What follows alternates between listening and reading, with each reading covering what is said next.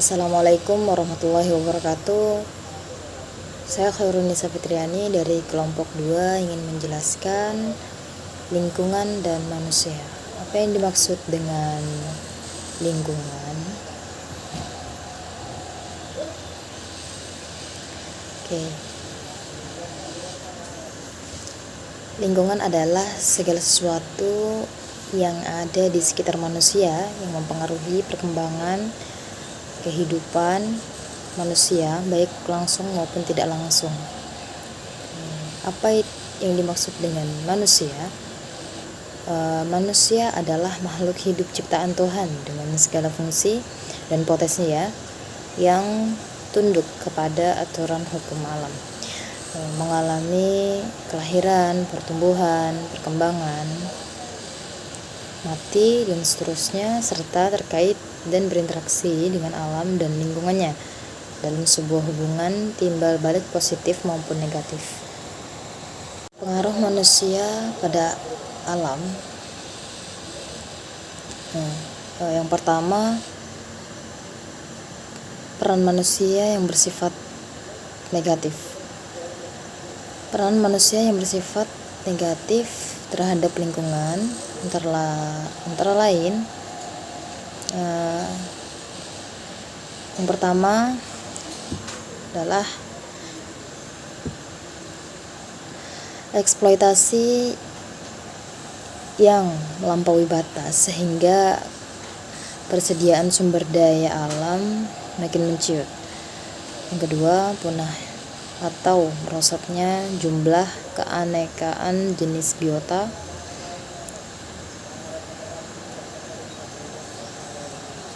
Yang ketiga, berubahnya ekosistem alami yang mantap dan seimbang menjadi ekosistem binaan yang tidak mantap karena terus-menerus memerlukan subsidi energi. Yang keempat, berubahnya profil permukaan bumi yang dapat mengganggu kestabilan tanah hingga menimbulkan longsor. Yang kelima, masuknya energi, bahan atau senyawa tertentu ke dalam lingkungan yang menimbulkan pencemaran air, udara, dan tanah. Hal ini berakibat menurunnya kualitas lingkungan hidup. Pencemaran dapat menimbulkan dampak negatif pada lingkungan dan terhadap manusia itu sendiri.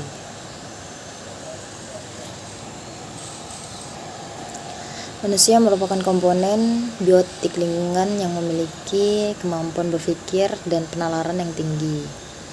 Di samping itu, manusia memiliki budaya, peran atas sosial, dan pengetahuan serta teknologi yang makin berkembang. Peranan manusia dalam lingkungan ada yang bersifat positif dan ada yang bersifat negatif.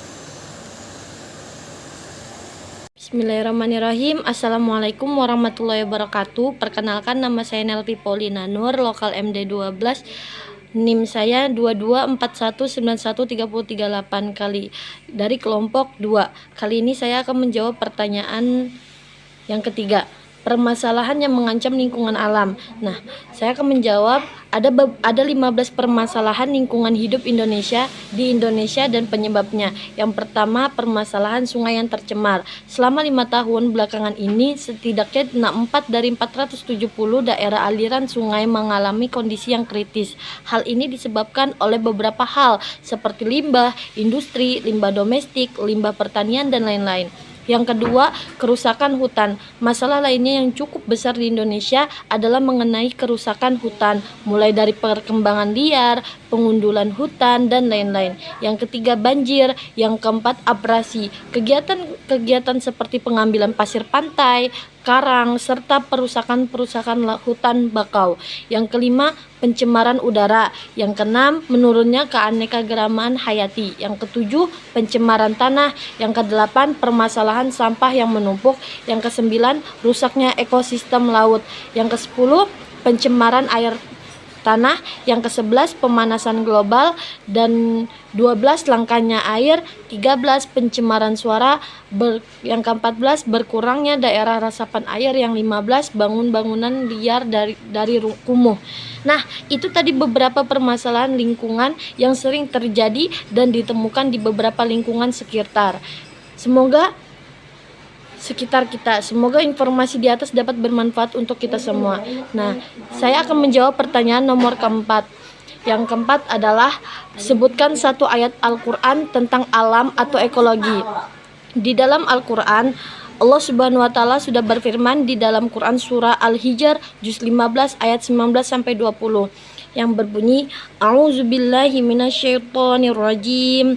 Bismillahirrahmanirrahim. Wal arda madadnaha wa alqaina fiha rawasiya wa ambatna fiha min kulli syai'in mawzun wa ja'alna lakum fiha ma'ayisha wa man lastum lahu birazikin. Shadaqallahul azim. Yang artinya, dan kami telah menghamparkan bumi dan menjadikan padanya gunung-gunung, dan kami tumbuhkan padanya segala sesuatu menurut ukuran, dan telah menjadikan untukmu di bumi keperluan hidup. Dan kami ciptakan pula makhluk-makhluk yang kamu sekali-kali bukan pemberi rezeki kepadanya. Pada ayat ini Allah telah menghamparkan bumi dan menjadikan seluruh isinya untuk kebutuhan manusia.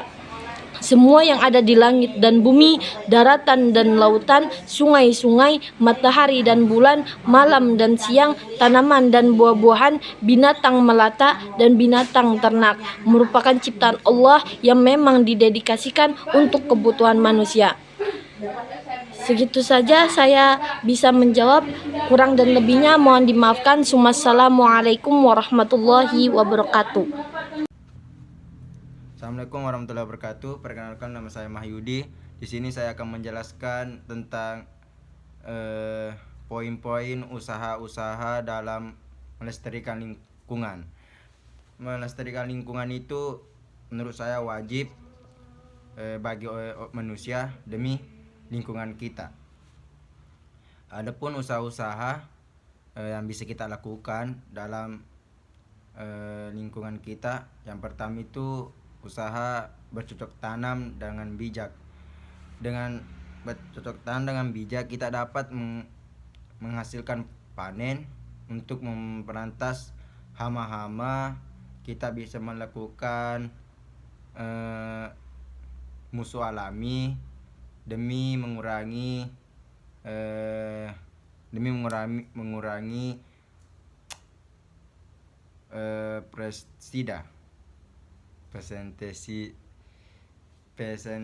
pestisida yang mengandung bahan-bahan kimia yang sangat berbahaya.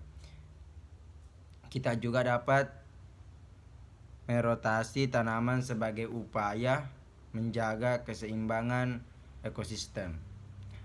Usaha-usaha yang kedua dalam melestarikan lingkungan itu, yang kedua, menggunakan produk dalam negeri. Menggunakan produk luar negeri dalam negeri dapat mengurangi jumlah barang-barang impor yang mungkin saja mengandung banyak bahan-bahan yang dapat merusak lingkungan kita. Selain menggunakan produk dalam negeri itu dapat meningkatkan kesejahteraan masyarakat Indonesia. Usaha-usaha yang kedua, menjaga flora dan fauna langka. Dengan menjaga kelestarian hutan dan tidak melakukan perburuan liar, kita sudah turut menjaga flora dan fauna. Dengan begitu, keseimbangan ekosistem terjaga. Usaha yang keempat yang dapat kita lakukan dalam melestarikan lingkungan itu menjaga kelestarian hutan. Ini sangat penting.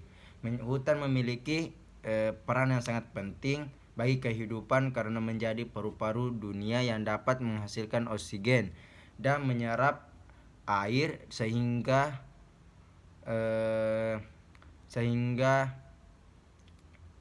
mencegah banjir bandang, tanah longsor dan erosi, serta dapat tempat serta tempat tinggal aneka flora dan fauna itu terjaga. Sebagai upaya menjaga kelestarian hutan, kita dapat menanam 1.000.000 pohon, tidak membuka lahan dengan membakar hutan, karena itu dapat berdampak negatif bagi kepada pohon-pohon yang lain atau tanaman-tanaman yang lain. Dan tidak melakukan penebangan pohon secara liar dan melaporkan pada pihak berwajib jika mengetahui adanya praktik ilegal.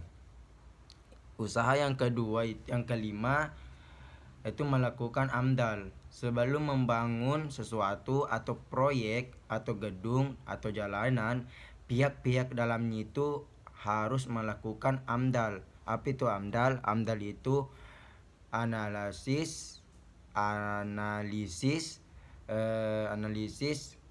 dampak lingkungan. Analisis mengenai dampak lingkungan. Hal ini dilakukan agar pembangunan atau proyek yang kita lakukan itu tidak merusak kelestarian lingkungan hidup dan mencari solusi atau konsumsi yang akan dihadapi. Usaha-usaha dalam melestarikan lingkungan yang terakhir atau yang keenam yaitu reboisasi. Kondisi hutan saat ini di Indonesia itu sangat memprihatinkan. Akibatnya banyak penebangan pohon secara liar dan praktik ilegal. Dengan kondisi yang seperti ini, hutan tidak mampu lagi meresap air sehingga banjir bandang sering terjadi, erosi dan tanah longsor itu sering terjadi di Indonesia. Karena itu kita harus melakukan reboisasi untuk tetap menjaga kelestariannya dengan melakukan keenam upaya menjaga kelestarian lingkungan hidup di dalam masyarakat tersebut. Berarti kita turut menjaga keseimbangan ekosistem yang ada.